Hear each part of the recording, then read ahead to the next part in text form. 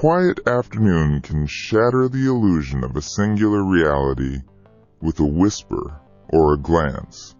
Welcome to the Charon Files.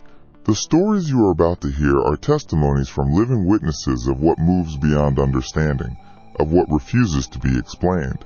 Each of them stood at the edge of what is known and looked into what lies beyond it. My name is Charon, Ferryman of the Dead, the one who waits at that edge. What follows is what they brought back. May they prepare you for your own future encounters. I have observed the human perception of reality, a fragile construct, fiercely guarded. Yet, there are moments when this carefully maintained illusion falters, revealing glimpses of something more fluid, more unsettling. These are the instances when the familiar shifts, when the tangible becomes elusive, and the linear path of existence bends. Footsteps echo in empty rooms.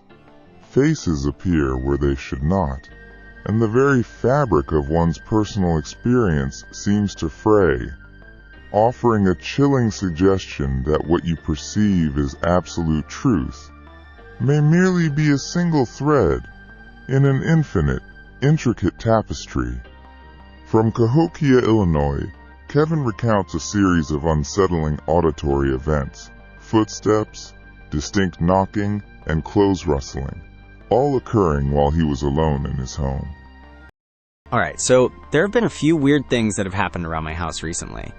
These things only really happen when I'm either home alone or the only one awake. So around a week ago, I was home alone, getting something to eat, and I heard footsteps from upstairs. This was kind of strange, but my house is old and creaks a lot. But still, I took a knife and looked through all of the rooms and found nothing.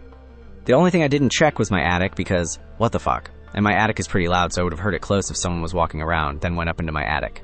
The next day, I was sitting in my room watching YouTube, and I heard a very distinct knocking on my door. I was once again completely home alone. I opened the door and looked around. There was absolutely nothing. I checked around to see if anything was knocked over and if that was what made the noise, but absolutely nothing. A few nights later, I was up pretty late, probably like 1 a.m., playing some shitty Minecraft horror mods with my friends, and went to get something to eat, and heard some clothes rustling from my laundry room. It sounded like zippers being hit together, so I assumed it was just my dryer. Then as I looked towards the sound, it just stopped. There was no ding to say that the dryer was done or anything, it just stopped. I went back to look and there was nothing there, and the dryer was off. From then until 2 nights ago, it was just more footsteps and creaks.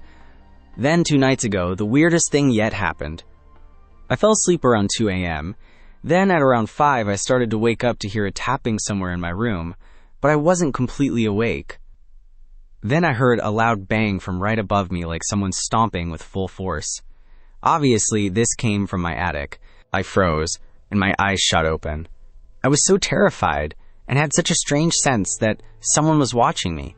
I was at an absolute loss of what to do, and I started to hear more creaks and footsteps above me. I only moved when they stopped.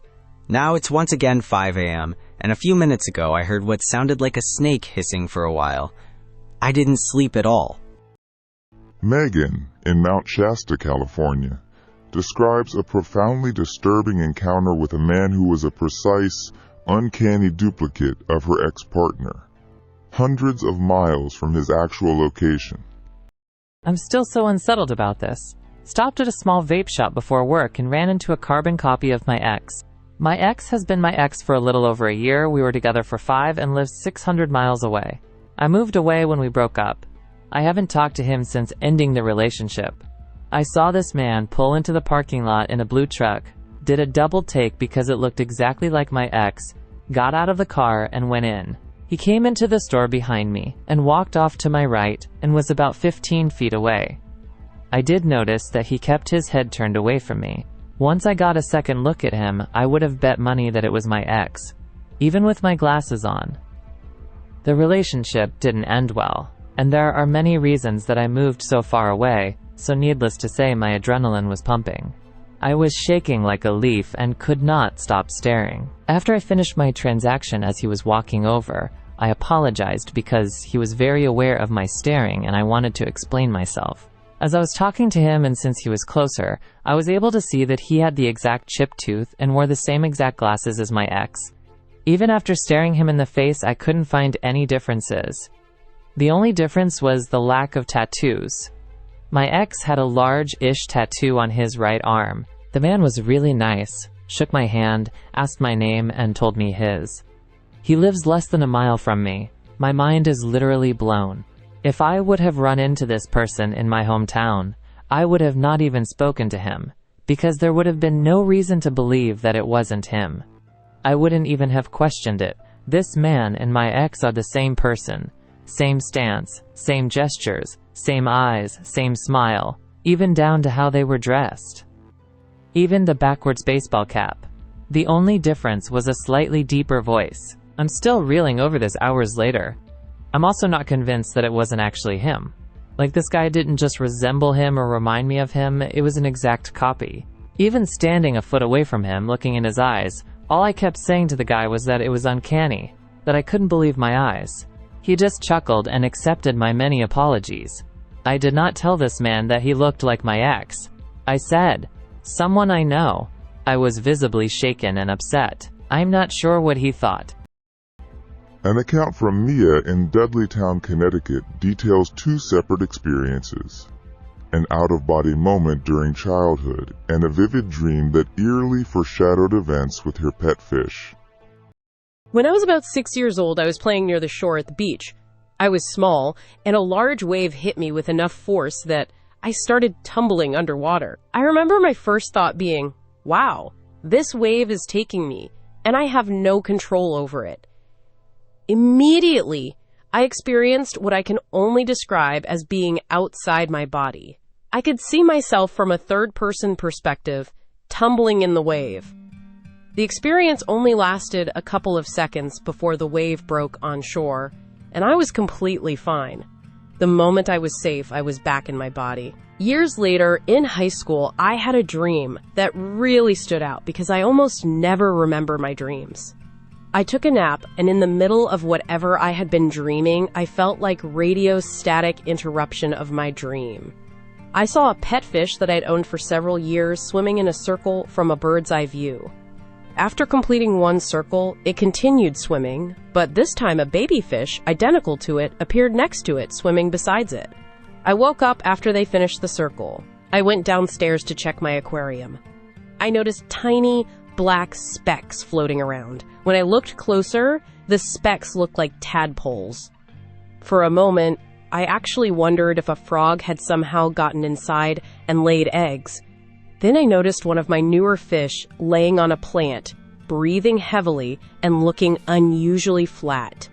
Ironically, the day before I decided I was going to return that fish because it had been chasing the others during feeding, and I assumed it was just unusually aggressive and territorial.